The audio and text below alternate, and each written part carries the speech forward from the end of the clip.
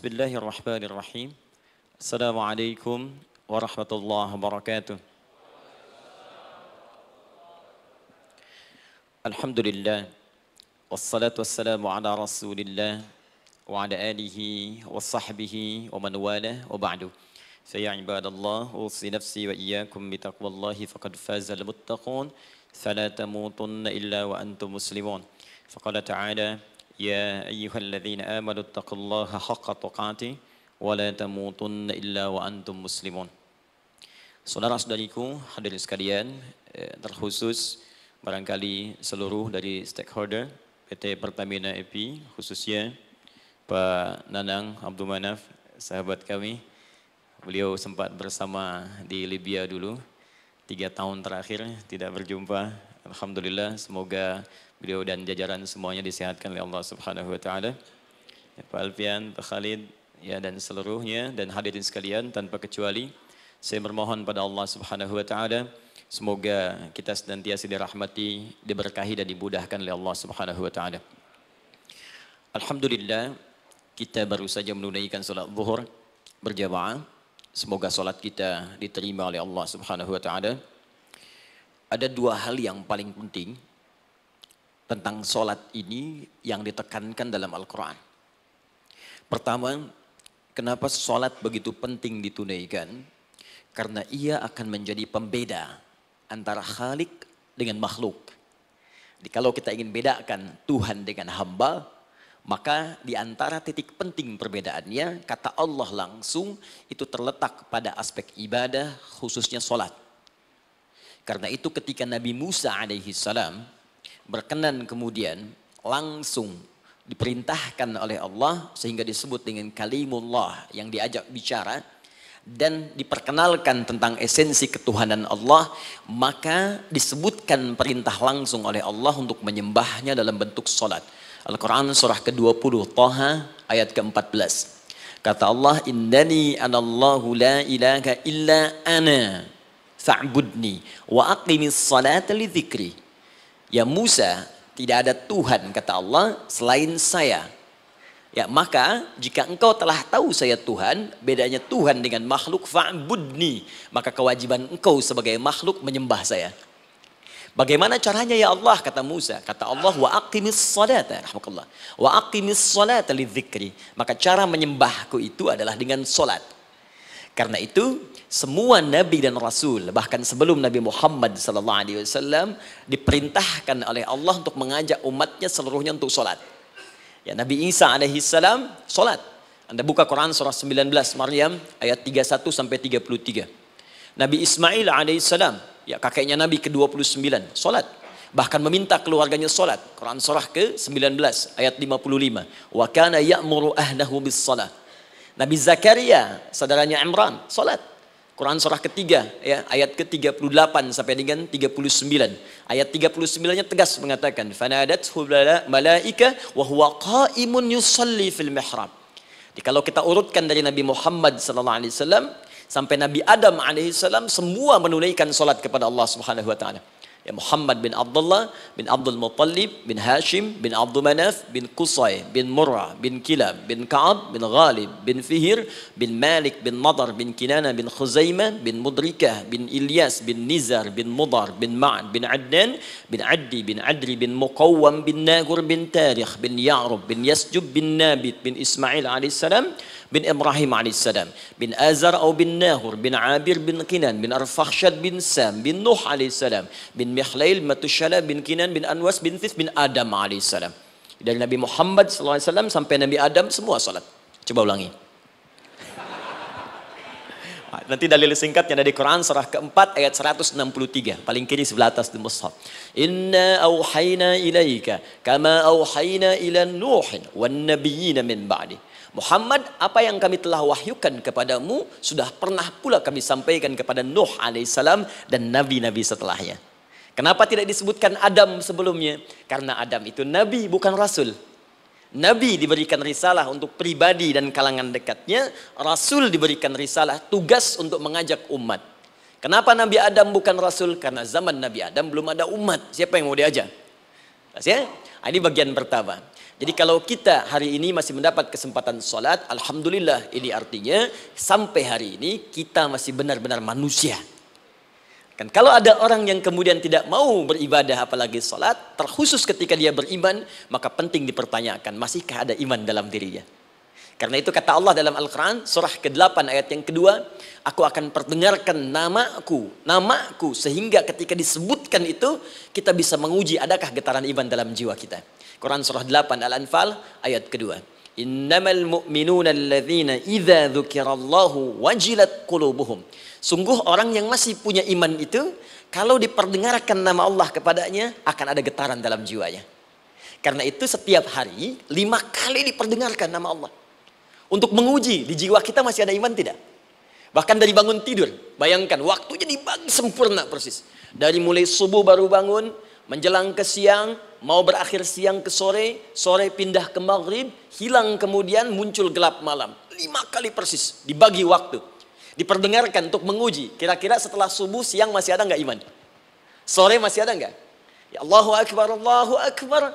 Karena itu kalau iman masih ada melekat di jiwa kita, demi Allah saya katakan, begitu kita mendengar suara azan, pasti hati kita akan mengatakan, Allahu Akbar, Allahu Akbar. Wih, sudah azannya. Pernah begitu? Ya, walaupun mungkin setelah selesai, La ilaha illallah, baru azan, belum qomat. Ya, itu normal, gak apa-apa. Yang penting iman masih ada. Nah, ini menunjukkan ada getaran dalam jiwa. Satu itu. Yang kedua, ini yang jarang dimanfaatkan teman-teman. Jadi seringkali sholat dimaknai pada ibadah formal bagian pertama saja. Adapun yang keduanya, ini yang jarang digali.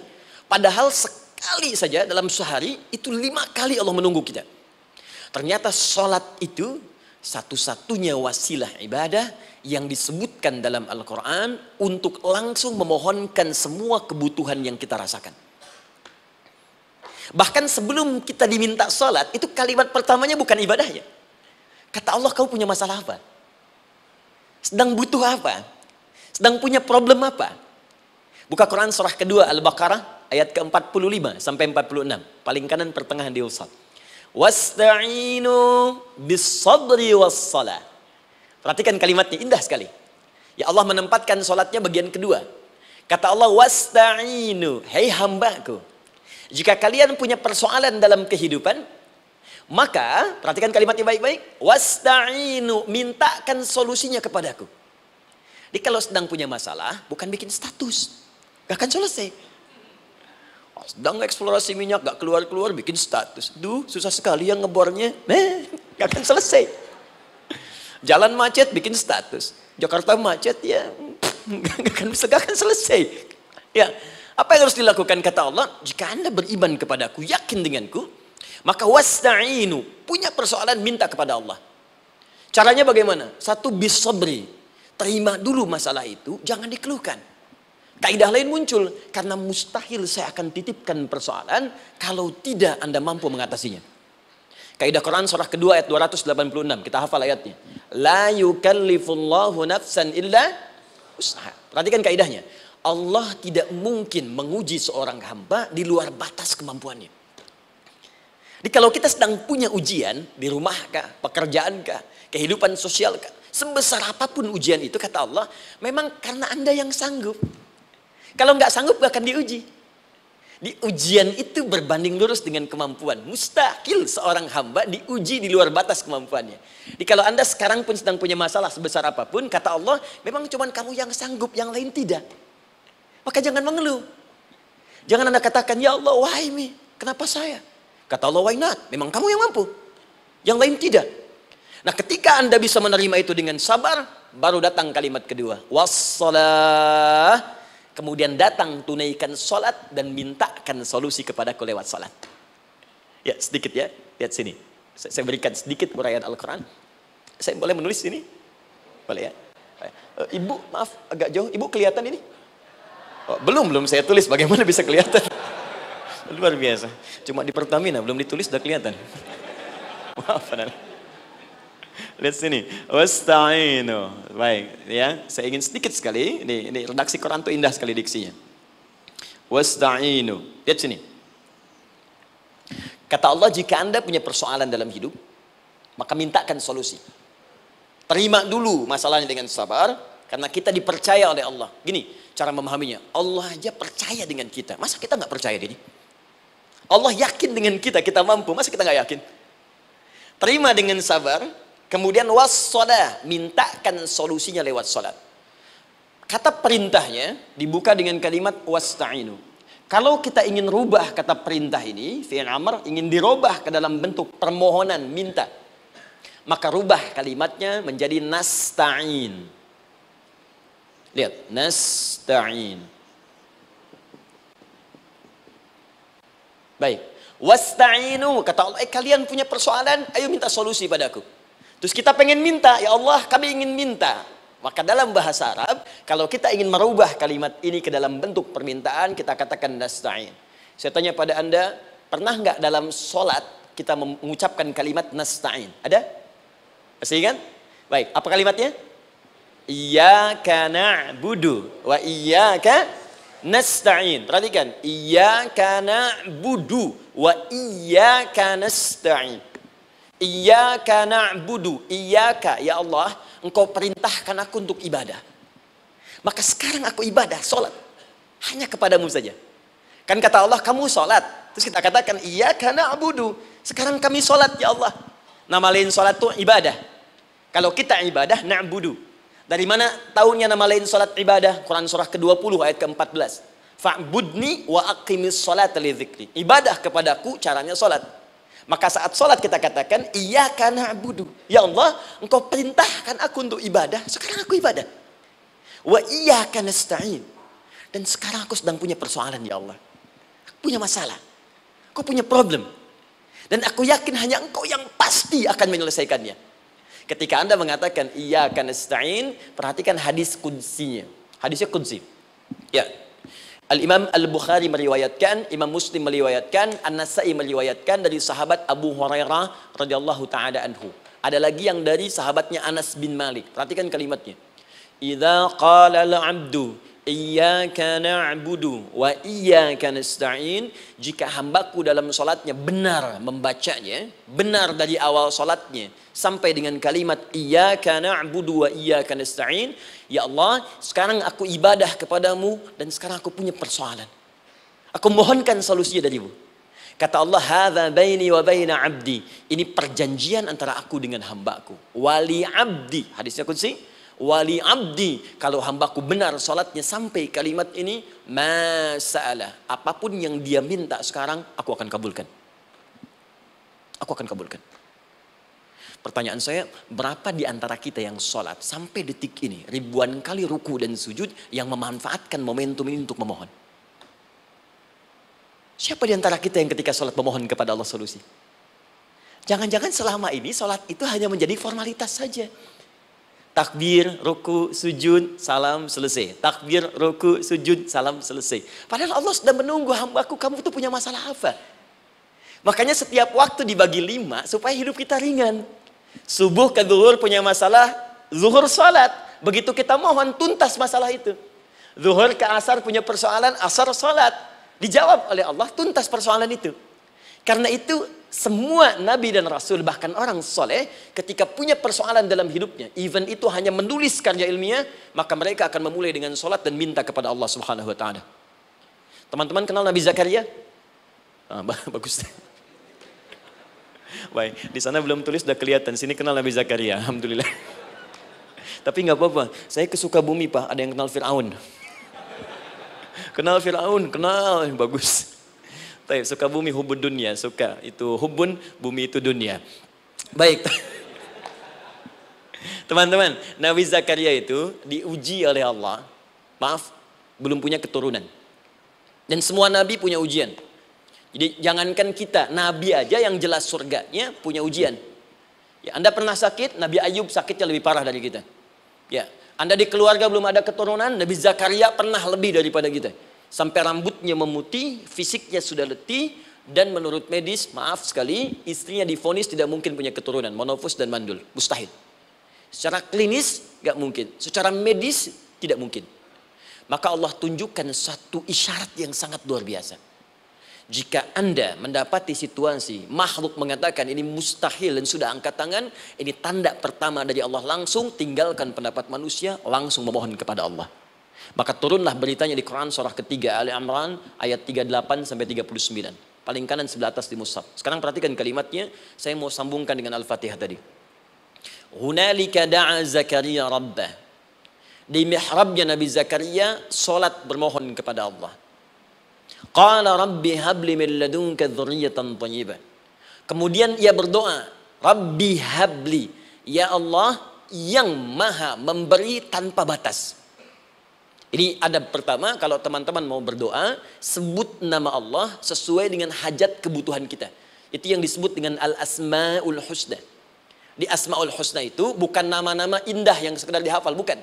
Tapi nama yang diberikan oleh Allah sesuai dengan kebutuhan hidup kita. Dalilnya Quran surah ke-17 ayat 110. Ya, paling kanan sebelah atas di mushaf, ke pertengahan. Ya, kata Allah, Qulid Allah. Jika Anda punya persoalan, sebut nama Allah. Allah Awir Rahman atau Ar-Rahman. Ayyamma tad'u, tapi kalau Anda ingin spesifik meminta, falahul asmaul husna. Pilih nama Allah, ia punya nama-nama yang indah sesuai kebutuhan kita. Jadi kalau teman-teman misalnya minta kelancaran rezeki, sebut ya Allah ya Razzaq. Anak mau ujian, ya Allah ya Al-Alim. Di proyek misalnya ada hambatan, ada gangguan, ya Allah ya Al-Jabbar ya Al-Malik. Ingin mudah mengatasi ujian, ya Allah ya Sabar. Minta. Ya, jangan semuanya disebutkan, nanti jadi beban. Ya, Allahumma ya Rahman ya Malik ya Kudus ya Sabar, gitu kan? Yang tadinya nggak punya masalah jadi punya masalah, gitu kan? Pilih salah satu. Nah, jika Anda ingin memohon pada satu hal yang mustahil menurut manusia, maka minta dengan menyebut nama Allah yang memberi tanpa batas, mustahil di dalamnya. Nama Allah tersebut namanya Wahhab. Wahhab. Ya Allah, ya Wahhab. Al-Wahhab. Kalau kita rubah dalam bentuk permintaan, maka singkat kalimatnya dengan hab. Hab. Untuk sendiri habli, untuk banyakkan hablana. Rabbana hablana min azwajina wa dzurriyyatina qurrata a'yun. Nabi Zakaria minta karena sendiri yang mengalami situasi itu, maka beliau katakan, Rabbi habli. Ya Allah, habli min ladunka. Ya Allah yang tak punya batas dalam pemberian. Mereka mengatakan aku tak akan punya keturunan. Mereka mengatakan mustahil aku punya anak. Dan aku yakin kau memberi batas tanpa memberikan pemberian tanpa batas. Aku mohon darimu saja. Darimu saja. Dzurriyyatan thayyibah, keturunan-keturunan terbaik. Innaka sami'ud du'a. Engkau pasti mendengar doa saya. Kalau pada yang maha memohon saja, maha mendengar saja tidak mengabulkan, lantas kepada siapa lagi aku mesti minta? Tapi poinnya bukan itu. Poinnya adalah ini disampaikan oleh Nabi Zakaria dalam keadaan sedang sholat. Masih berdiri dalam sholatnya. Dalam bahasa Arab berdiri disebut dengan qaimun, qaim, berdiri. Sedang sholat disebut dengan yusolli. Perhatikan ayat 39-nya. Fanadathul malaikatu wa huwa qaimun yusolli fil mihrab. Maka seketika ketika doanya selesai dipanjatkan, sholatnya belum selesai. Doanya selesai dipanjatkan, seketika datang malaikat menyampaikan, kamu dapat kabar gembira, Anda akan punya anak, bahkan namanya langsung diberikan oleh Allah, Yahya, artinya hidup. Yang mustahil menurut manusia, lahir dari rahim seorang perempuan yang divonis monopos dan mandul, kata Allah, bagiku yang gak ada yang mustahil. Jadi dan hidup dia. Kapan itu terjadi? Masih sholat dan belum selesai dalam sholatnya, dalam keadaan berdiri. Sekarang saya tanya Anda, kita membaca iyyaka na'budu wa iyyaka nasta'in dalam keadaan ruku atau sujud? Sujud, berdiri. Berdiri teman-teman. Betul kan? Dalam keadaan berdiri saat baca Al-Fatihah. Iyyaka na'budu wa saat kita mengatakan wa iyyaka nasta'in, Allah balik bertanya, apa yang kamu butuhkan? Nabi Zakaria itu sholat dulu baru minta. Kita umat Nabi Muhammad karena keutamaan nabinya, sebelum sholat dah ditunggu. Butuh apa? Mau minta apa? Karena itu saya ingin katakan, ayo manfaatkan momentum sholat ini. Jangan sekedar kita kemudian tunaikan formalitas, tapi kita tidak mendapatkan keuntungannya. Ayo, semuanya. Dari mulai takbir sudah ada doa. Ruku ada doa. Bahkan sujud kita bisa perbanyak dalam bahasa hati kita untuk memohon kepada Allah Subhanahu Wa Taala. Jelas sampai di sini?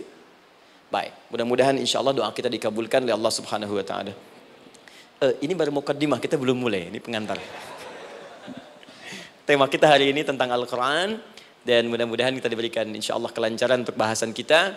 Dan topik ini insya Allah akan memberikan banyak manfaat dari apa yang kita kerjakan dalam keseharian kita. Saya mohon izin untuk melambatkan bacaan karena tadi hanya mengantarkan saja.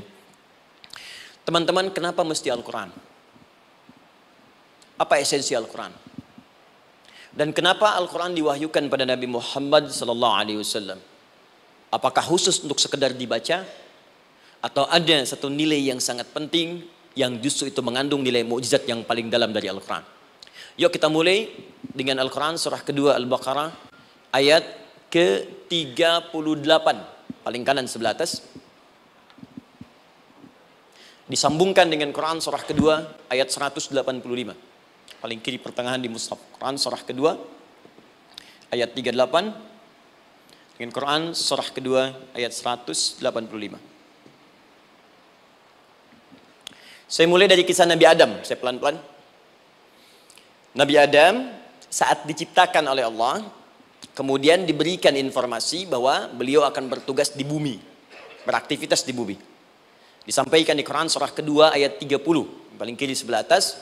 Wa idh qala rabbuka lil malaikati inni ja'ilun fil ardi khalifah. Kata Allah, dan pelajari, ingat ketika kami menyampaikan pada para malaikat, kami akan menugaskan satu makhluk manusia namanya Adam di bumi tugasnya. Untuk menjalani hidup di bumi. Nah, secara singkat, setelah Nabi Adam turun ke bumi di awal masa bersama Sayyidah Hawa, ya alaihi wassalam, maka ternyata bersamaan dengan turunnya Adam dan Hawa ke bumi itu, mereka berdua dibekali petunjuk. Yang dengan petunjuk itu, ini yang dahsyat.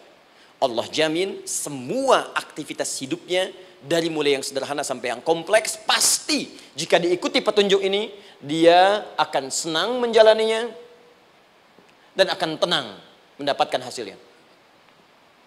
Ya, perhatikan kalimatnya. Quran surah kedua ayat 38. Fokus. Qul nahbitu minha jami'a. Kata Allah, sekarang tiba saatnya. Adam, Hawa, turun kalian ke bumi.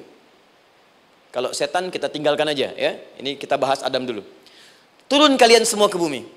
Fa imma ya'tiyannakum minni huda. Maka nanti sejak kalian tiba di bumi itu, aku akan turunkan satu petunjuk disebut dengan hudan namanya. Hudan. Fokus. Faman tabi'a hudaya, maka jika Anda dan keturunanmu mengikuti semua detil di petunjuk ini, fala khaufun 'alaihim wala hum yahzanun, maka aku pastikan engkau dan seluruh keturunanmu akan menjalani hidup di muka bumi dengan tenang dan senang. Fala khauf, khauf itu gelisah, takut. Lawan dari takut apa? Tenang. Lawan dari gelisah, tenang.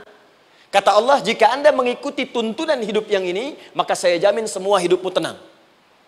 Walahum yahzanun, dan saya pastikan selama hidup di muka bumi itu, kalian tidak akan pernah bersedih. Senang. Lawan sedih, itu senang. Jadi ternyata kita itu diminta tugas di bumi itu bukan untuk dipersulit. Jadi kalau ada yang hidup sampai saat ini sedih, deh, di rumah tangga sedih, di kantor nggak tenang, pasti di antara poinnya bukan nggak mampu senang, tapi boleh jadi yang hidup ini tidak membaca petunjuk kehidupannya. Anda kerja di perusahaan, teman-teman ada yang di Pertamina, ada yang di yang lain. Kalau Anda nggak ikuti petunjuk, kan pekerjaan tidak akan berlangsung dengan nyaman, kan? Kalau Anda nggak ikuti aturannya, bagaimana bisa mengerjakan petunjuk itu dengan nyaman? Maka apalagi hidup yang kompleks, kata Allah, sejak Adam saya turunkan, sudah ada petunjuk kehidupan, saya namakan dengan hudan. Anda ikuti petunjuk ini, maka langsung jaminan dari Allah, semua yang Anda jalani dalam hidup, pasti saya jamin senang dan tenang. Petunjuk ini disebut apa? Hudan. Nah, agak cepat. Di setiap masa, Nabi Adam selesai hidupnya, generasi kemudian berkembang, datang lagi Nabi Nuh, sampai ke Nabi Muhammad SAW. Perhatikan baik-baik. Setiap berganti generasi akan turun hudan sesuai dengan kebutuhan masyarakatnya pada saat itu. Baik, Nabi Musa menerima kitab apa namanya? Nabi Musa Taurat. Taurat disebut hudan dalam Al-Quran. Muncul Nabi Musa, kitabnya disebut Taurat. Perhatikan baik-baik. Tahukah teman-teman ketika Taurat disebutkan dalam Al-Quran? Buka Quran surah ke-17. Ya, ayat yang kedua. Wa ataina Musal kitaba. Kami berikan kepada Musa kitab. Lihat. Wa ja'alnahu hudan li bani Israil. Dan kitab yang kami berikan itu, yang disebut Taurat, Ali Imran ayat yang ketiga. Wa anzalat Taurata wal Injil. Kami berikan Taurat kepada Musa. Nah, saat Allah turunkan Taurat itu, hudan li bani Israil. Isi Taurat ini adalah petunjuk kehidupan khusus untuk Bani Israel saja. Umatnya Musa. Jadi kalau umat Nabi Musa mengikuti petunjuk hudan, Taurat ini, kata Allah, saya jamin semua hidupnya tenang dengan senang. Nabi Isa turun Injil. Injil disebut hudan dalam Al-Quran. Dan yang terakhir, saya cepat karena waktu kita terbatas. Ketika Allah menurunkan Nabi Muhammad SAW dan dipilih sebagai Rasul, maka saat yang bersamaan beliau pun diberikan petunjuk untuk umatnya. Dan dahsyatnya, petunjuk itu pun disebut dengan hudan. Buka Quran surah kedua, ayat 185. Syahrul Ramadan alladzi unzila fihi al-Quran. Di bulan Ramadan itu, kata Allah, saya turunkan Al-Quran. Kenapa saya turunkan Al-Quran? Hudal linnas. Saya jadikan Quran ini sebagai petunjuk, pedoman hidup linnas, bukan terbatas untuk satu komunitas, tapi untuk seluruh manusia sampai kehidupan berakhir. An-nas disebutkan 241 kali dalam Al-Quran, menunjuk pada semua manusia tanpa kecuali. Ini bedanya Al-Quran dengan kitab sebelumnya. Taurat hanya untuk kalangan tertentu saja. Jadi selesai nabinya, selesai kitabnya. Injil hanya kalangan tertentu saja. Nabinya selesai, selesai kemudian misinya. Tapi Al-Quran tidak. Ini kalimat pertama langsung dari Allah. Walaupun nabinya wafat, tapi karena Al-Qurannya didesain oleh Allah untuk seluruh manusia sampai kehidupan berakhir, maka pasti Al-Quran itu di setiap masa akan mampu dijadikan pedoman dalam kehidupan. Jadi prinsip pertama, ketika Allah menurunkan Al-Quran, sebenarnya tujuan utamanya bukan sekedar dibaca. Tapi di dalamnya itu ada petunjuk hidup, Pak, Bu. Dan yang buat, yang menciptakan kita. Bukankah Anda kalau ingin memperbaiki sesuatu akan datang kepada penemunya, penciptanya? Anda punya handphone, ada masalah, kan datangnya ke counter handphone. Anda punya mobil, ada persoalan, bukankah datangnya ke dealer? Sekarang kita ingin tahu persoalan hidup kita. Ingin tahu gambaran hidup kita. Ingin tahu misi dan visi hidup kita. Kemana kita kemudian bertanya? Pada pencipta kita. Nah, kata Allah, ketika saya utus manusia pertama kali ke bumi, saya sudah turunkan bagaimana cara menjalani kehidupannya. Dan ternyata berita baiknya untuk kita diberikan oleh Allah satu petunjuk utuh, langsung disebutkan, isinya disebut dengan Al-Quran. Jadi dari Al-Fatihah sampai dengan An-Nas, dia bukan bacaan biasa. Semua di dalamnya ada petunjuk kehidupan kita dari mulai bahkan dalam kandungan sampai kita wafat kepada Allah Subhanahu wa taala. Kalau diikuti petunjuk ini, langsung turun jaminan dari Allah. Hidup kita pasti akan tenang dan nyaman. Saya bacakan cepat ya. Tapi nggak usah ditulis, nanti kalau teman-teman agak terlambat mengikutinya, Anda buka kembali rekamannya, Anda boleh runtutkan kembali. Saya baca cepat saja, dan ini insya Allah Anda hanya akan temukan dalam Al-Quran. Nanti saya berikan rahasia di akhir sebelum kita akhiri. Yuk, satu. Anda silahkan bandingkan dengan buku manapun, referensi manapun, Anda hanya akan temukan dalam Al-Quran. Dari sejak sebelum lahir, bagi perempuan yang tengah mengandung, langsung Allah berikan tuntunan bagaimana agar kandungan itu berjalan dengan sehat, nyaman, dan mudah ke persalinan. Quran surah ke-7 ayat 189. Perkembangannya bisa diamati dan dicek kemudian, ya baik ke dokter atau yang lain. Nanti perkembangannya disebutkan di Quran surah ke-22 ayat ke-5. Dirinci lagi di Quran surah ke-23 ayat 11 dari 9 sampai dengan 13. Kemudian mulai terlahir, dari lahiran diberi petunjuk oleh Allah. Nih, berikan ASI maksimal 2 tahun. Kalau ingin berhenti sebelum 2 tahun boleh, begini caranya. Quran surah ke-2 ayat 233. Dari sampai usia 2 tahun menjelang balik, kata Allah berikan 4 pendidikan dini. Ini turunannya disebutkan 1, 2, 3, 4. Jika Anda ajarkan ini, maka anak ini akan tumbuh. 1, dekat dengan Allah. 2, dijamin taat pada orang tuanya. 3, dia akan baik dengan lingkungannya. Dan 4, dia akan bertahan dalam kebaikan sampai dia dewasa. Quran surah ke-31 ayat 13 sampai dengan 19. Usia 7 tahun. Ya, mulai dia balik misalnya, dia akan mulai belajar.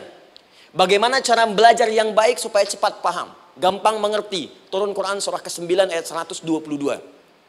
Amalannya di Quran surah 96 ayat yang pertama. Kemudian rinciannya diturunkan di Quran surah kedua ayat 282 di ujung ayatnya. Lalu bagaimana mencari sekolah yang bagus, majlis yang baik, guru-guru yang baik, diturunkan Quran surah ke-58 ayat ke-11.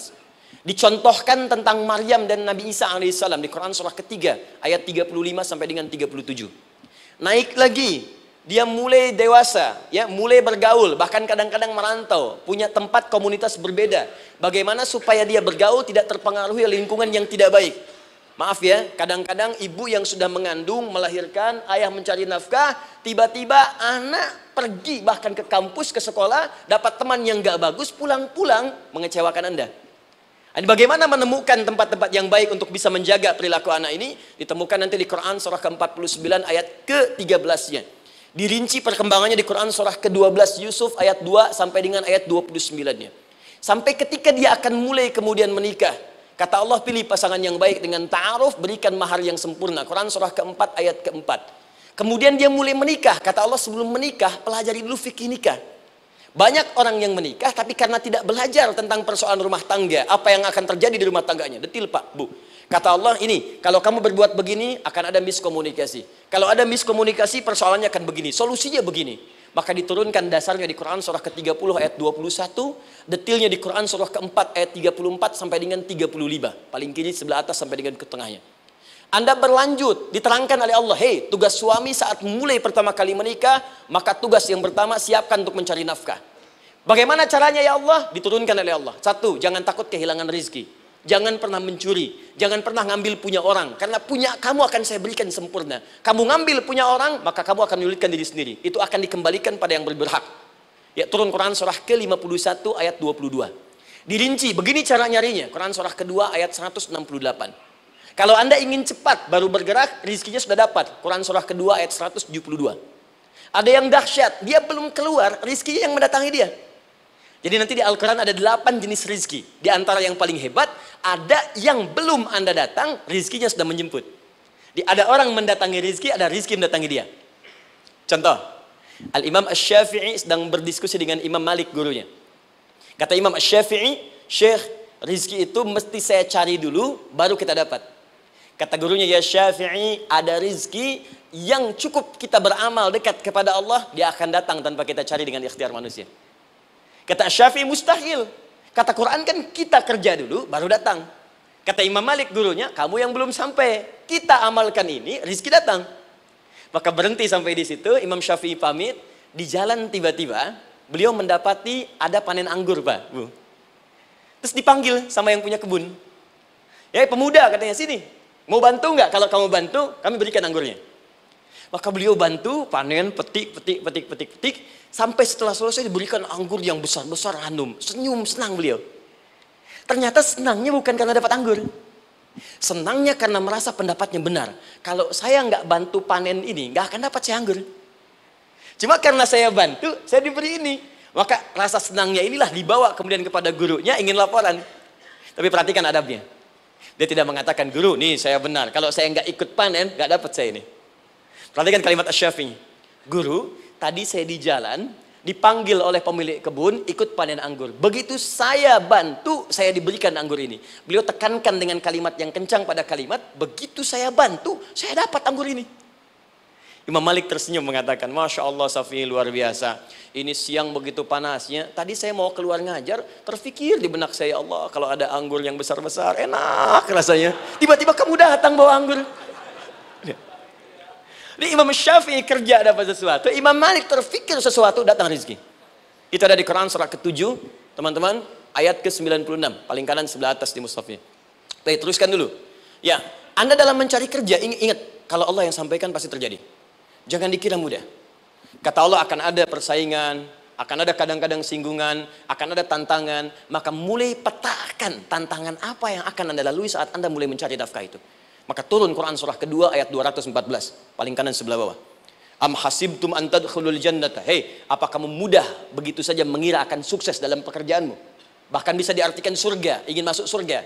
Walamma ya'tikum mathalul ladzina khalau min qablikum. Sebelum engkau diuji seperti orang sukses dulu pernah sukses. Lihat mereka. Nggak ada orang sukses yang instan. Cuman balikan telapak tangan dapat, tidak. Kata Allah, lihat orang-orang dulu. Lihat orang-orang hebat dulu, bagaimana mereka bisa kaya, bisa sukses, bisa punya posisi. Masat umul ba'sa, petakan olehmu tantangan apa yang akan dihadapi saat engkau bekerja itu. Satu, kata Allah ba'sun, ada yang ringan. Ya, ba's. Ba'sa, jama' dari kata ba'sun. Dua, dara. Ini sudah menengah, jama' dari kata durun. Tiga, zilzal. Ini yang paling tinggi puncaknya. Jadi kalau Anda sudah mendapatkan ini, yakinlah. Berarti Anda akan mendapatkan posisi yang tinggi. Karena mustahil orang besar diuji dengan ujian yang kecil. Zilzal. Ini bagian ketiga. Ba'sa, ba'sun. Mulai. Kira-kira tantangan-tantangan ringan apa saja yang akan Anda hadapi? Ya, kalau saya contohkan misalnya dengan contoh yang lain singkat. Anda mau ke masjid, ingin konsisten, mulai hijrah, ingin dekat dengan Allah. Tiba-tiba yang tadinya nggak mau ke masjid, mulai ke masjid, diuji dengan hujan. Hujan kecil, rintik-rintik, shower. Begitu hujan, orang Arab mengatakan kalau hujannya bisa lewat tanpa payung pun, orang Arab mengatakan la ba'sa. La ba'sa ini ringan. Orang kita sambungin, labas. Dari bahasa Arab, lewat. Nah, jadi kalau Anda mau berangkat nih, siap bekerja, siap hadapi tantangan. Baru mau lewat hujan kecil, berarti itu tantangan kecil kita lewati. Macet, petakan, cari jalan yang kemudian sempurna, jalan yang kosong, buka Google-nya, buka Waze-nya, buka map-nya, cari. Jadi kalau pada yang kecil aja belum kita lewati, bagaimana mendapatkan yang besar? Anda mau ke masjid, dikasih hujan kecil, mau berangkat gak jadi. Papa, kenapa gak jadi? Hujan mah, kan ada payung, takut riak. Setelah itu darwa, maaf, tantangan fisik. Kadang-kadang mulai ke fisik, mulai mengganggu. Ya, maaf, dirincikan kemudian oleh Al-Quran. Turun Quran surah ke-21, ayat 87 sampai 88, kisah Nabi Yunus alaihissalam. Yunus beraktivitas, bekerja, bukan berarti nggak ada tantangan. Kadang-kadang dibawa, kadang-kadang diusir, kadang-kadang Anda dapat misalnya proyek, kadang-kadang sudah mulai masukkan tender, tiba-tiba gagal, diserobot orang. Kadang-kadang orang yang dapat, Anda yang ngajukan, itu biasa. Kata Allah itu biasa, bukan cuma Anda, yang lain pun ada. Bukankah Allah ajarkan kisah Sayyidah Hajar alaihissalam dengan Ismail? Bukankah bolak-balik naik Safa Marwah, kadang di atas, kadang di bawah, kadang lihat peluang, sampai Marwah ternyata bukan air. Terkadang Anda yang bekerja, tim yang lain yang mendapatkan, karena kerja keras Anda, bisa jadi terjadi. Bukankah yang kerja keras Hajar, yang dapat Ismail? Mungkin Anda yang konsep, yang dapat minyaknya orang lain. Mungkin Anda yang kerja, kan yang suksesnya teman Anda, gak ada masalah. Dan itu kemudian akan bermanfaat bagi Anda. Tidak mungkin setiap keringat yang keluar dari diri kita mustahil, kecuali akan melahirkan manfaat yang kembali pada diri kita. Tantangan. Tapi yang paling dahsyat, ini yang gak ditemukan. Di sebagian referensi yang kita baca. Ketika Allah menjelaskan semua tahapan-tahapan tantangan ini, sampai ke puncaknya zilzal. Zilzal itu kalau bahasa sekarang gempa. Ada ujian yang menggoncang hati kita. Ketika Anda kerjakan, ya Allah, tantangannya dahsyat. Kenapa mesti saya, ya Allah? Kok nggak selesai-selesai, ya Allah? Itu wajar, teman-teman, itu biasa. Kata Allah, orang dulu saja mengatakan, mata nasrullah, kapan ini selesai? Berbahagialah kalau teman-teman sudah mendapatkan tantangan puncak yang paling tinggi ini. Ini artinya Allah sedang mempersiapkan Anda menjadi orang besar di kemudian hari. Dan cara mengatasinya diturunkan Quran surah ketiga ayat 142, paling kiri sebelah atas. Perhatikan dahsyatnya. Yang pertama diterangkan tantangannya, yang kedua dijelaskan cara mengatasinya. Saya mau berhenti sampai di titik ini, nanti saya terangkan cara berinteraksi dengan Al-Quran. Ya, perhatikan baik-baik. Kata Allah, jika kelak engkau sudah bisa memetakan tantangan ini, maka siapkan solusi untuk mengatasinya. Ayatnya dibuka dengan kalimat yang sama persis. Saya pernah sampaikan teori ini di dua perusahaan besar di Indonesia. Yang pertama, ada salah satu perusahaan, karena ini direkam saya nggak sebutkan perusahaannya, perusahaan otomotif besar, sedang turun gratis, kemudian juga ada inflasi yang tinggi. Terus saya terangkan teori Quran. Dia praktekkan berhasil, Pak. Padahal saat itu saya presentasi di depan non-muslim. Non-muslim. Sales-salesnya se-Indonesia dikumpulkan, saya bedah tentang ini. Dan mereka berhasil. Sampai sekarang naik lagi. Yang kedua sama, ini direkturnya juga non-muslim. Tapi nggak apa-apa, kita diskusi. Dan mau mendengar teori ini. Dan praktekkan, naik. Ya, dulu di satu perusahaan minyak juga. Sedang turun, karyawan semua dikumpulkan. Lalu kita bahas tentang ini, kita terangkan. Yang ini yang paling menarik dari Al-Quran. Kalimatnya sama persis. Quran surah ketiga ayat 142. Am hasibtum an tadkhulul jannata. Apa Anda duga akan begitu mudah mendapatkan kesuksesan dalam hidup. Tolong fokus baik-baik. Jangan selalu mengartikan jannah dengan surga. Karena asal kata jannah itu artinya kesuksesan, kebahagiaan yang belum tampak. Surga, kenapa disebut dengan jannah? Karena itu puncak kebahagiaan kita yang belum nampak sekarang. Ya, saya kasih rahasia ya. Ini antara kita saja nih. Kalau ada kata jim dengan nun di depannya, itu pasti tidak nampak. Tersembunyi. Apapun tambahannya. Ya, misal, jin kenapa disebut dengan jin? Karena memang ketika diciptakan, dia tidak tampak. Tersembunyi. Lawannya ins. Karena itu kita disebut ins. Karena saat lahir kita tampak. 18 kali disebutkan dalam Al-Quran. Ya ma'syaral jinni wal ins. Wa ma khalaqtul jinna wal ins. Jadi jin disebut jin karena memang fitrahnya tersembunyi. Gak nampak. Jadi kalau ada jin melakukan penampakan, itu jin sedang kena masalah. Sedang keluar dari fitrah.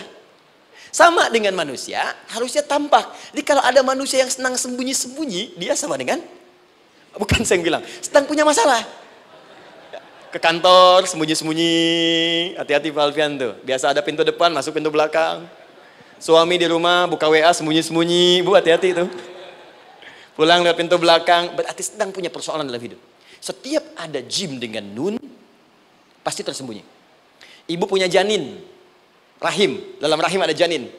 Kenapa disebut dengan janin? Jim, nun, ya, nun. Karena sosok itu belum nampak dalam pandangan kita. Nanti kalau sudah lahir, baru tampak.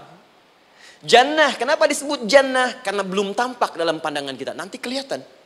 Karena itu dalam Al-Quran, kata jannah itu tidak dikhususkan dengan surga. Tidak dikhususkan dengan surga. Kadang-kadang menunjuk aspek kesuksesan yang belum tampak. Anda mau ngubur minyak, minyaknya belum tampak.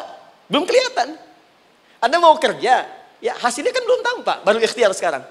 Karena itu orang Arab disebut kaya kalau mereka mendapatkan kebun yang tak tampak sebelumnya. Kebun anggur, bukan kurma, kalau kurma banyak. Kebun anggur, ada apel, ada jeruk, sampingnya ada sungai-sungai, disebut dengan jannah. Ya, kalau punya unta, nggak kaya di Arab, biasa. Karena yang kelihatan padang pasir, unta, hitam, merah, biasa. Tapi kalau sudah punya kebun anggur yang sulit di padang pasir ada kebun, itu baru disebut kaya. Karena itu orang Arab kadang mengartikan jannah dengan aspek kesuksesan yang belum tampak. Diartikan dengan kebun anggur, kebun apel, dan macam-macamnya. Perhatikan. Am hasibtum an tadkhulul jannah. Apa Anda duga ingin sukses itu begitu mudah? Sukses jadi tidak. Walamma ya'lamillahu alladhina jahadu minkum wa ya'lamas sabirin. Perhatikan baik-baik. Sebelum Allah memastikan pada diri Anda terdapat dua hal yang paling utama untuk mengatasi tantangan tadi. Satu, jahadu. Kesungguhan. Serius. Jadi kalau mau sukses, mesti serius. Kerja serius. Cintai pekerjaan Anda. Ya, belajar anak-anak serius. Pastikan belajar dengan serius. Jangan cuma anak-anak duduk paling belakang, nggak pernah nanya, kadang ngantuk, pulang, ujian, besoknya mau ujian, baru belajar. Ya, sistem SKS, sistem kebut. Ya, kadang-kadang sejam, Bu, Pak. Saya pernah ada orang di luar ngadu waktu di Libya, Ustadz, gimana ini orang Indonesia? Kenapa? Saya belajar 3 bulan, besok mau ujian. Teman antum orang Indonesia pinjam catatan saya, baru semalam. Dia dapat 8, saya 7,5. Saya bilang, Anda belum tahu sistem SKS itu. Baik, ya. Tapi itu bukan solusi. Begitu ujian selesai, ilmu lupa. Itu poinnya. Jadi kalau hanya sekedar ilmu dipakai untuk ujian, pada prakteknya nggak akan terpakai.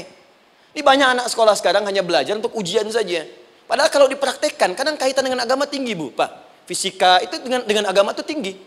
Gaya F1 sama dengan F2, gaya gerak sama dengan gaya dorong. Gaya sedikit, maka keluarnya sedikit. Pukul kencang, bunyinya kencang. Imannya kalau kuat, amalan jadi banyak. Iman sedikit, amal pun sedikit. F berbanding lurus dengan P, hukum Pascal. Gaya berbanding lurus dengan tekanan. Masuk bab akhlak. Makin banyak gaya, makin banyak tertekan. Nah itulah. Gaji 5 juta, gaya 10 juta. Kan? Ini serius. Serius. Di divisi apapun Anda, saya 3 sepekan lalu lah. Takziah ke tempatnya yang Habibie. Terus diminta tausiah di sana. Dan saya perhatikan beliau termasuk yang paling serius ketika diberikan tugas apapun. Gak pernah diberikan amanah kecuali mencintai pekerjaan itu. Yang Habibie demikian. Ciri orang sukses itu serius. Tapi keseriusan itu, kata Allah petakan jadi 3 bagian lagi. Karena jahadu itu punya 3 turunan kata. 1, keseriusan merencanakan, disebut ijtihad namanya. Punya rencana. Mappingnya apa? Stepnya apa? Oke, Anda ingin kerjakan sebuah proyek, baik, proyeknya berlangsung berapa lama? Target kita apa? Jangka panjangnya, menengahnya, jangka pendeknya. Kemudian apa tantangan yang akan dihadapi di setiap tahapan-tahapannya? Selesaikan. Bahkan saking pentingnya tahap perencanaan ini ditunjukkan oleh Allah langsung lewat sholat. Teman-teman masih ingat sholat pertama yang kita kerjakan setiap hari, sholat apa namanya? Subuh. Apa artinya subuh? Tuh, ini masalahnya. Ini kata Al-Quran sendiri ya, kata Al-Quran sendiri. Nanti akan ditemukan orang yang ibadah tidak paham apa yang dikerjakan dan dilakukan dalam ibadahnya. Contoh sholat. Kata Allah akan ada orang sholat yang saat sholat tidak mengerti apa yang ia baca dan ia lakukan dalam sholatnya. Jujur tanyakan pada diri kita. Sampai detik ini, dari sekian ribuan kali ruku dan sujud, berapa persen bacaan sholat yang kita pahami? Jangan-jangan kita ruku tapi nggak ngerti yang dibaca. Sujud tak paham yang diungkapkan. Bagaimana bisa khusyuk? Mustahil. Maka kembali ke sini. Kenapa sholat pertama itu disebut dengan subuh? Teman-teman, ternyata semua nama sholat dari subuh sampai isya, plus bacaan dan gerakan dari takbir sampai salam, itu bukan sekedar gerakan semata. Semua ada artinya, ada maknanya. Dan diajarkan oleh Nabi langsung. Subuh disebut dengan subuh. Ada 2 kata. 1, fajar. Quran surah ke-17 ayat 78. Inna Qur'an al-fajri kana mashhuda. Kedua, subuh di surat At-Takbir. Was-subhi idza tanaffas. Kenapa disebut fajar? Fajar itu pancaran positif, pancaran kebaikan. Jadi kalau yang baik disebut fajar. Kalau yang jelek disebut fujur. Fujur ada di Quran surah 91 ayat 7 sampai 8. Wa nafsi wa ma sawwaha fa'alhamaha fujuraha wa taqwaha. Fujur itu rambatan, gelombang buruk yang muncul dari nafsu. Ya, ditembuskan ke elemen tubuh kita. Misal gini. Tiba-tiba pengen marah. Ya, di tubuh kita mengatakan melotot, maka ini ada pancaran di hati kita nyambung kemudian ke mata. Ini rambatan dari sini ke mata disebut fujur namanya. Mau ke tangan pukul, masuk ke tangan. Itu rambatannya disebut fujur namanya. Ya. Yang baiknya disebut fajar. Ya, misal saya ingin sholat, tiba-tiba hati mengatakan sudah azan, merambat ke kaki, cepat melangkah. Cepat wudhu. Nah, itu rambatannya disebut fajar namanya. Atau infajar. Ini pasti ada, ya. Fujur nama lainnya nafsu. Disebutkan 115 kali dalam Al-Quran. Takwa, rambatan fajar, sumbernya takwa. Disebutkan 115 kali dalam Al-Quran. Di jiwa kita ada takwa, ada nafsu. Takwa yang dorong malaikat, disebutkan 88 kali dalam Al-Quran. Nafsu yang dorong setan, disebutkan sama 88 kali. Di setiap Anda akan mengerjakan satu hal, pasti akan yang mendorong pada yang baik, akan mencegah dari yang baik itu nafsu. Pasti itu. Pak Alfian mau tanda tangan proyek. Tiba-tiba disodorkan, Pak, ini Pak. Kok begini proyeknya? Perbaiki, karena ada yang nggak beres. Tapi fee-nya lumayan Pak, 1 miliar. Nggak bisa, jiwa takwa mengatakan jangan terima Pak. Bapak mengatakan maaf, ini jari tahiyat, gak akan pernah dipakai maksiat, perbaiki, datang lagi. Ini Pak, kok sama? Fee-nya diperbaiki Pak, 100 miliar. Nafsunya mulai berkata, terima. Takwanya bilang, jangan. Akhirnya beliau katakan, tangan tahiyat gak akan pernah dipakai maksiat. Tapi tunggu, saya istiqoroh dulu.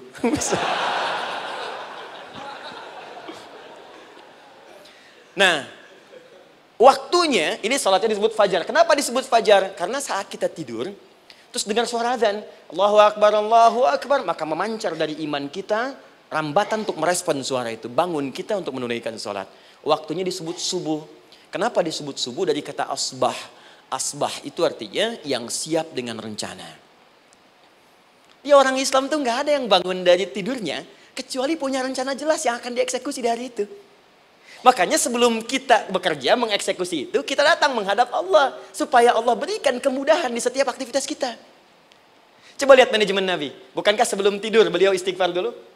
Dirinci pekerjaannya, dicatat yang akan dikerjakan besok, istighfar 70 kali, 100 kali. Sehingga dengan istighfar saat tidurnya tenang. Coba kita biasakan. Ada yang baca Quran, ada yang istighfar. Kalau nggak percaya silahkan cek. Begitu Anda lakukan, tidurnya enak. Besoknya rencana itu sudah siap. Makanya ketika bangun, siap jam 7 mau kemana, jam 8 ada di mana, jam 12 kerjakan apa. Sebelum mengerjakan itu, datang kepada Allah, sujud, ya Allah, saya punya rencana ini tolong mudahkan. Begitu caranya. Itu yang disebut dengan subuh. Nah, sekarang kembalikan peta hidup kita mau seperti apa ke depan. Ijtihad. Yang kedua, kalau sudah jelas konsepnya, visinya sudah ada, maka jihad. Yang kedua jihad. Jihad itu eksekusinya, aksinya, actionnya, perjuangan fisiknya. Rencananya apa? Tahajud malam nanti. Bismillah. Jam berapa? 2:30. Baik, yuk kita mulai rencanakan. Eksekusi rencananya. Bagaimana cara kita bangun 2:30? Pasang alarm. Jam berapa alarm dipasang? 3 kali. Pertama 1:30, kedua 2 kurang 1/4, ketiga jam 2 lewat 1/4. Baik. Alarm pertama untuk mematikan alarm kedua. Alarm kedua matikan alarm ketiga. Ketiga siap-siap. Baik. Siap bangun. Jihad. Awas, ini penting ya, jihad itu jangan dipersempit maknanya kepada situasi peperangan saja, tidak. Banyak jihad itu luas sekali medannya. Karena jihad itu perjuangan fisik. Dan maaf sekali, dalam konteks perang pun bukan menyerang orang. Tapi membela diri saat diserang. Di Islam itu bukan agama ekspansi. Cek di sejarah, nggak ada Islam menyerang. Yang ada itu membela diri saat diserang. Atau saat orang lain dizalimi dan kita diminta untuk terlibat, kita membantu. Ini bukan dalam konteks sekarang yang banyak dibincangkan. Tembak orang, bom orang, nyerang orang. Bukan. Itu waktu kejadian bom Tamrin itu pertama, saya di Lampung posisinya. Itu begitu meledak, duar. Pertanyaan pertama Pak di Majelis Taklim, Ustadz, apakah bom di Jalan Tamrin termasuk jihad fisabilillah? Saya bilang, Pak, sependek pengetahuan saya, jihad fisabilillah itu jihad di jalan Allah, bukan di Jalan Tamrin. Kaidahnya beda. Nah, misal mencari nafkah itu jihad. Cari nafkah jihad. Quran surah keempat ayat 34, paling kiri sebelah atas. Tugas pertama ketika menikah kata Allah, ar-rijalu qawwamuna 'alan nisa. Setiap lelaki itu diminta oleh Allah untuk mengatur bagian rumah tangganya. Jadi pemimpin di rumah tangganya. Ya bima faddalallahu ba'dahum 'ala ba'din, karena diberikan kemampuan untuk memimpin. Di pemimpin itu ada di suami. Dan ciri khas pemimpin, Bu, biasanya ciri khas pemimpin apa, Bu? Bukan tegas, bukan. Ciri khas pemimpin itu tidak mau dipimpin. Makanya kalau ada sesuatu, masukkan lewat usulan, jangan beri saran. Kalau saran susah, itu pemimpin. Baik, tapi yang paling luar biasa kata Allah, perhatikan kalimatnya indah sekali. Wa bima anfaqu min amwalihim. Saya berikan tugas untuk mencari nafkah. Ketika seorang lelaki bertugas mencari nafkah, ingat ya, konteks apapun, kalau perempuan nanti bekerja bukan nafkah poinnya. Bisa hobi, ya, bisa aktivitas, tapi nafkah kalau sudah menikah itu ada pada suami. Perempuan tidak. Kalaupun tidak dilarang perempuan bekerja, tidak. Sayyidah Aisyah mengajar, ada yang para sahabiah jadi perawat, ya, ada yang pengajar. Banyak dulu sahabat Nabi yang perempuan mengajar. Ya, kan ada pelajaran-pelajaran khusus perempuan. Ya, ada bagian perawat, ada dokter. Ini kan yang ngandung perempuan, masa yang perisa laki-laki? Ya, ada bagian perempuan tertentu, itu silahkan bekerja boleh. Tapi nafkah laki-laki. Begitu lelaki meniatkan pekerjaannya karena Allah untuk mencari nafkah, itu setiap langkahnya jihad fisabilillah. Wafat, syahid. Maaf ya, apakah selama Anda bekerja sudah diniatkan ibadah? Jangan-jangan cuma kerja aja. Kalau cuma kerja, apa bedanya Anda dengan yang belum beriman? Anda wafat juga. Kerja di gedung yang sama, berangkat menemukan kemacetan yang sama. Apa bedanya iman kita dengan yang lain? Satu, kita pasti wafat, pasti pulang.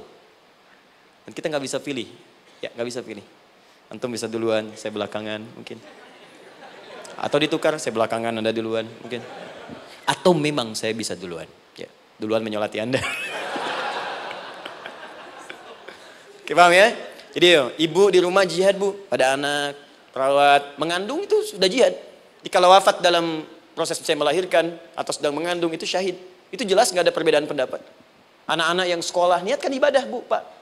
Mohon maaf ya, mesti ada bedanya. Iman kita di rumah mesti itu terpancar kepada anak-anak. Ajarkan mereka sekolah yang baik. Pilih sekolah yang mengajarkan sholat, mengajarkan baca Quran. Sekarang banyak kok. Fisikanya bagus, Qurannya bagus, kimianya bagus, sholatnya juga bagus. Cari, kalau bisa dunianya bagus, akhirat bagus, kenapa hanya pilih dunia saja? Siapkan, itu jihad. Terakhir, tidak mudah mengeksekusi ini, pasti ada tantangan yang ketiga, namanya mujahadah. Mujahadah. Tantangan mengatasi gejolak jiwa. Kadang-kadang malas, capek, ya belum eksekusi dilakukan, sudah berdebat pada yang tidak penting, sehingga tidak menghasilkan kesimpulan. ragu-ragu, khawatir, maka atasi semua itu. Turun Quran surah kedua ayat 216. Kutiba alaikumul qitalu wa huwa kurhul lakum. Kalau engkau sedang tidak nyaman, maka perangi ketidaknyamanan itu jika engkau ingin mendapatkan kesuksesan yang telah engkau cita-citakan. Asa an takrahu syai'an fa huwa khairul lakum. Boleh jadi apa yang engkau tidak rasakan sekarang, engkau rasakan gak enak, gak nyaman, di balik itu Allah sedang siapkan sesuatu yang lebih baik untukmu. Wa asa an tuhibbu syai'an fa huwa syarrul lakum. Mungkin yang engkau harap-harap sekarang boleh jadi itu belum baik untukmu sekarang. Allahu ya'lamu wa antum la ta'lamun, karena Allah lebih tahu masa depan, engkau pikiranmu pendek sampai di sini saja. Maka teman-teman sekalian, kembalikan lagi, tidak pernah Anda akan temukan dalam Al-Qur'an kecuali bimbingan hidup yang semuanya nyata. Silahkan cek. Itu baru pekerjaan. Belum ibu di rumah, ibu capek merawat anak, kadang mengeluh, kadang nangis. Turun Quran surah ke-17 ayat 23. Kadang-kadang ada beda pendapat dengan suami, Quran surah ke-4 ayat 34 sampai 35. Masalah kondangan saja, Pak, bisa beda pendapat. Ya. Ya, Pak, kan ada family gathering malam. Mama pakai baju apa ya? Hijau apa yang biru? Masya Allah, kata Anda biru bagus, mah. Kata Mama kayaknya hijau deh, Pak. Tuh. Nanya tapi udah punya jawaban. Ya, bagus kalau dipakai, begitu keluar kuning. Naik lagi, Anda udah 40 tahun, anak masih ada, turun Quran surah ke-46 ayat 15. Kemudian naik lagi sampai Anda sepuh, sampai kembali ke keadaan tidak normal seperti anak-anak lagi, Quran surah ke-22 ayat ke-5. Sampai ada amalan, kalau Anda jangan kira Anda akan hidup selamanya, Anda pasti wafat. Quran surah ke-3 ayat 185. Bahkan diajarkan kalau wafatnya ingin enak, begini caranya. Pelajari Pak, jangan cuma dunia, kita akan meninggal. Ini ada di Quran, kalau pengen meninggalnya enak, begini caranya. Ya kalau nggak percaya silahkan amalkan, nanti kita akan lihat di akhir. Ya. Betul, akan kelihatan. Quran surah ke-89 ayat 27 sampai 30. Kalau kalian nggak pelajari ini, silahkan kata Allah, saya berikan yang ini yang kedua sambil dipukulin malaikat. Quran surah ke-8 ayat ke-50. Sampai di alam kubur dijelaskan, kalau nanti Anda wafat, Anda pindah ke alam kubur, kalau ingin di kuburnya terang, nyaman, banyak rezekinya, lakukan amalan Quran surah ketiga ayat 169 sampai 172. Tapi kalau Anda abai, Anda akan seperti Firaun dulu. Setiap pagi sampai petang ditampakkan neraka. Quran surah ke-40 teman-teman sekalian disampaikan oleh Allah langsung ya dari ayat 45 sampai 46 ya. Sampai terjadi kiamat disampaikan Quran surah ke-75. Sampai dihisab ada yang masuk surga tanpa hisab, Quran surah kedua ayat 25. Ada yang masuk neraka tanpa hisab. Ada. Kan yang kita tahu surga aja, masuk neraka tanpa hisab ada. Quran surah 18 ayat 99 sampai dengan 100. Sampai disebutkan surga yang paling indah nomor 1 bersama Nabi dan orang-orang soleh. Jadi kalau Anda masuk sini, tetangga Anda semua Nabi. Ya, depannya Nabi Ibrahim, belakangnya Nabi Musa misalnya, samping kirinya Nabi Yusuf, ya, samping kanannya Nabi Muhammad SAW. Itu cuma 3 golongan, orang soleh, para syuhada, orang-orang jujur dalam kehidupan dunianya. Jadi kalau Anda jadi pekerja yang jujur, taat kepada Allah, Anda berpotensi masuk surga bersama semua Nabi dan Rasul yang pernah diutus. Ya. Baik, itu ada di Quran surah ke-4 ayat ke-69. Ada yang kedua di taman surga, Quran surah ke-51 ayat 15 sampai dengan 18. Ada yang surga seluas langit dan bumi, Quran surah ketiga ayat 133 sampai 134. Ada yang neraka yang biasa, ya, sebiasa-biasa nerakanya kebakar juga. Quran surah 4 ayat 56. Tingkat paling tinggi neraka jahanam untuk 2 golongan, munafik, ingat, munafik dan kafir. Jadi kalau Anda pun muslim, jauhi perbuatan munafik. Karena munafik akan mengantarkan langsung ke dalam neraka jahanam. Quran surah ke-4 ayat 140. Mana yang tidak ada? Mana yang tidak ada di Quran? Semua ada. Bisnis ada, ya, birokrasi ada, diplomasi ada, mengajar ada, ilmu ada. Karena itu saya mau tutup, jika kita ingin benar mengeluarkan petunjuk ini, seperti orang dulu pernah melakukannya, maka kata Allah melalui lisan Rasulullah, turun Quran surah ke-29 ayat ke-45. Satu ini aja kita kerjakan, insya Allah ini akan beda kita rasakan. Utslu ma uhya ilaika minal kitab. Jika kalian kemudian hidup di muka bumi, maka keluarkanlah bimbingan dari Al-Quran sesuai dengan kebutuhan kita secara tematik. Utslu itu dari kata tilawah. Tilawah itu baca, pahami, amalkan. Karena itu setiap kita baca Al-Quran, di sampingnya pasti ada yang menerjemahkan supaya kita paham. Betul kan? Ketika ada yang baca Al-Quran, di sampingnya ada siapa? Ya, sari tilawah kan? Baik, sari tilawah itu bahasa Indonesia. Ya, sari, sebetulnya tilawah saja. Tapi mungkin saat yang menerjemahkan dulu pertama di Indonesia, namanya Bu Sari. Karena itu disebut sari tilawah. Ya, kalau Adi mungkin ada tilawah gitu kan? Nah, jadi teman-teman caranya begini. Anda keluarkan sesuai kebutuhan. Enggak semua ayat Quran mesti kita kaji. Kalau mau dari awal dari akhir, bagus. Kalau baca silahkan. Hatamkan. Nabi juga hatamkan. Tapi kalau Anda ingin ambil sesuai passion kita. Anda pebisnis, kenapa enggak mengeluarkan ayat bisnis di Quran? Teman-teman yang diperminyakan, keluarkan ayat-ayatnya ada. Quran surah At-Tur, surah 52 itu. Keluarkan. Ya, wal bahrul masjur. Dan jika Anda akan melakukan eksplorasi di laut, carilah laut yang punya nih kualifikasi begini. Yang di bawahnya ada endapan tanah yang melahirkan api, kata Allah tuh. Itu potensial ada minyaknya. Kalau yang kerja di batu bara, turun Quran surah Fatir, surah 35 ayat 27 sampai 29. Ini jenisnya. Ada yang kelihatan dari jauh, ada yang harus digali, ada yang kelihatan dari jauhnya kelihatan hijau, ada kelihatan menghitam. Disebutkan langsung. Ada. Kenapa nggak Anda turunkan dalam bentuk-bentuk tematik yang itu bagian kita? Ada yang pokok, ada yang spesifik. Yang pokok tentang sholat, karena semua orang sholat. Tentang ayah. Anda jadi ayah berapa tahun? Kenapa nggak dikeluarkan di Quran ayat-ayat tentang ayah?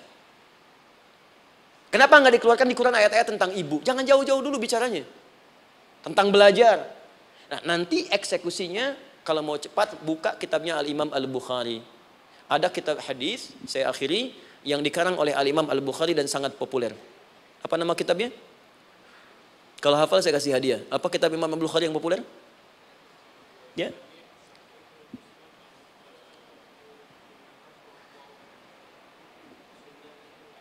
Taib, Anda saya kasih hadiah umrah. Taib. Insyaallah.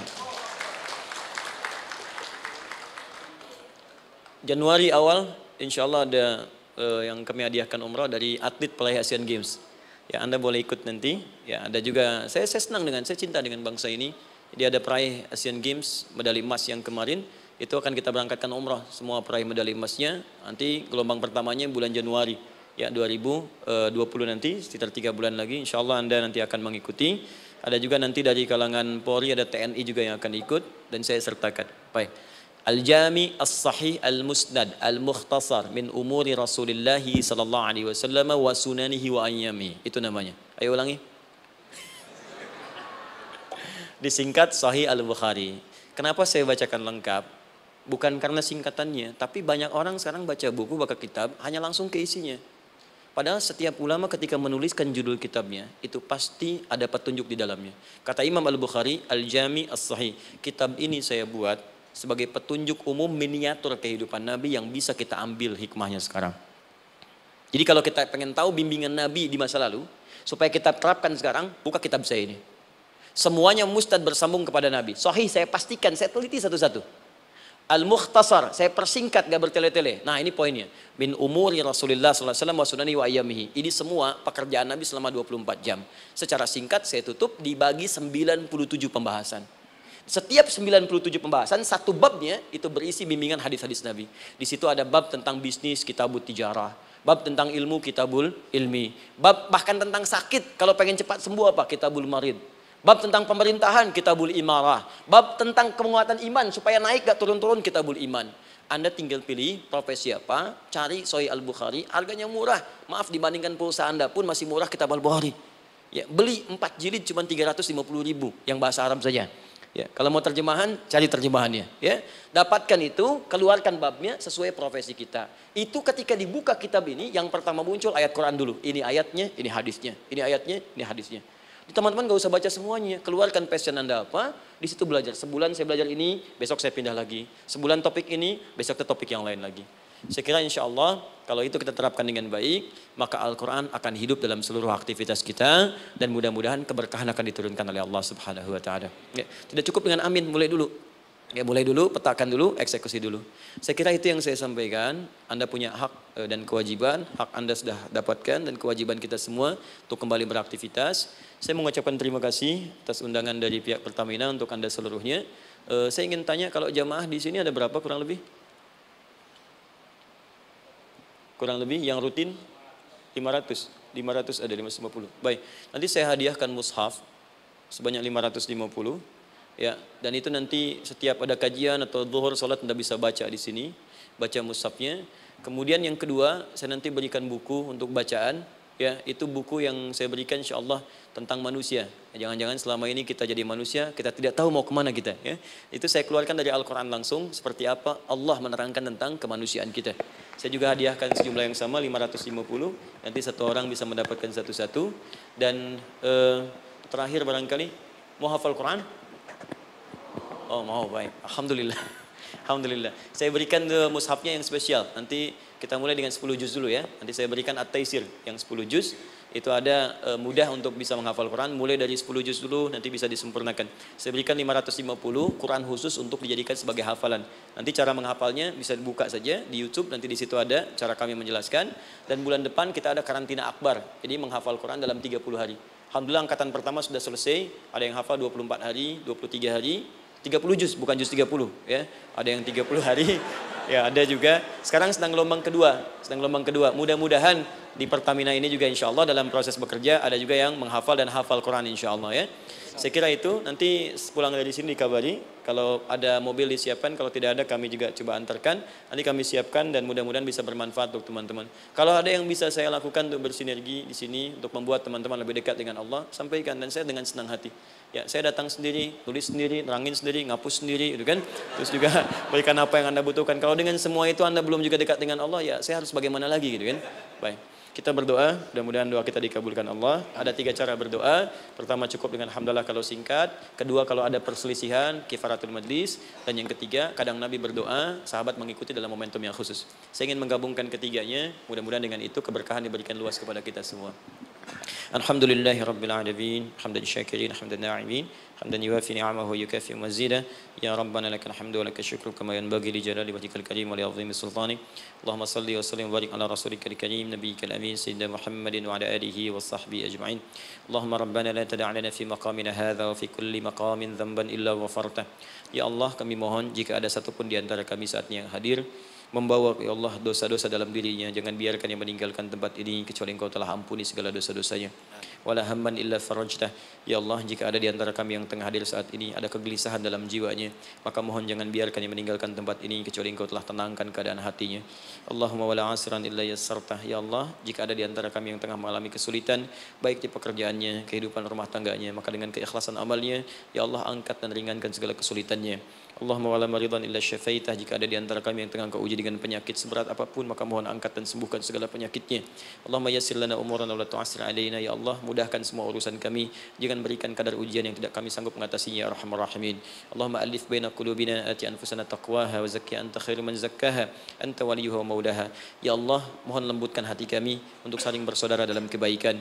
Jauhkan kami dari perpecahan ya Allah, dan bersihkan jiwa kami agar kami bersih keadaan jiwa untuk bisa beramal dalam kebaikan dengan mendapatkan ridhamu. Allahumma rabbana atina fid dunya hasanah wa fil akhirati hasanah wa qina adzabannar. Ya Allah, kami mohon anugerahkan segala kebaikan di muka bumi ini yang mampu kami raih, dan berikan kami segala kemuliaan di akhirat yang mampu kami dapatkan, dan mohon jauhkan kami dari segala ya Allah murka dan neraka-Mu. Allahumma barik lana ya Allah fi ailatina wa fi amalina ya Allah wa fi kulli ya Allah hayatina.